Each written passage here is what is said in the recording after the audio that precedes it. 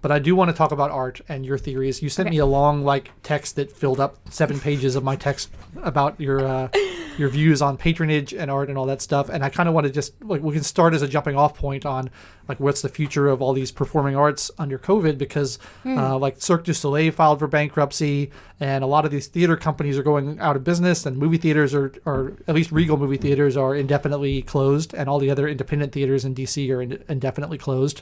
And I guess everybody's waiting on the James Bond film to rescue it, but who knows if that's ever going to come at this point. I don't know. It's the last one with Daniel Craig, isn't it? I think it his so, yes. final hurrah? Yeah.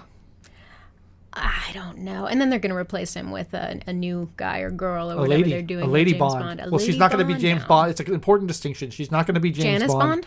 She's going to be... That sounds like a stripper. She's going to be 007, but she's not going to be James Bond. She'll be someone else inheriting the number from him rather than actually being him, which is okay with me. I'm fine with that as long as they keep Judi Dench. Yeah. And I know she's 100 years old, but they can lay Organa her as well. Right. It'll be fine. They've got the budget. I hope they don't. I hate that.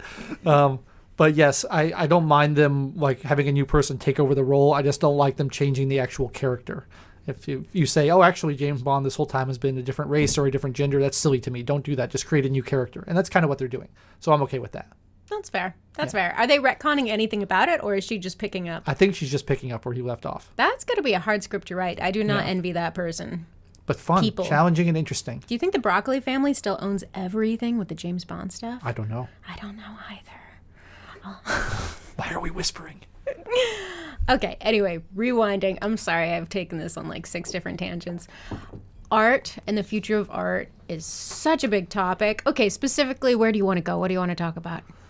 Well, what do you think is going to happen? What do you think is going to happen with all these different industries, concerts, performing arts, theater, circuses?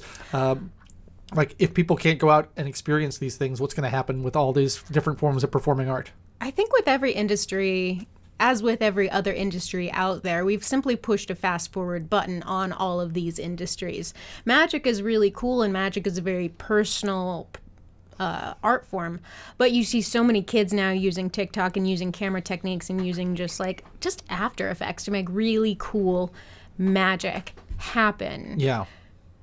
I think I thought of magic because you mentioned circuses, and circuses have been declining. I was thinking of Cirque du Soleil filing for bankruptcy. I know that there aren't really any circuses left anyway. Yeah, which is a shame, because they're the last stand. There are performing arts troupes that do cool stuff that are no longer going to be allowed to do cool stuff. We can say ballet if that makes you happier. Russia will keep ballet alive. Yeah, I hope so. Yeah. I wonder if the future of indie arts is going to be more like Meow Wolf, like George R.R. Martin's indie artist collective, where they just basically buy up derelict buildings because the real estate market's tanked. That's true. And then they just create what are normally haunted houses, but themed to whatever they want. That's a cool idea. Twilight Zone, but in a warehouse, but a huge warehouse, and then people pay for these experiences. I'm sure this stuff has to come back. Imagine I think if you what will. I find really depressing, imagine if it doesn't.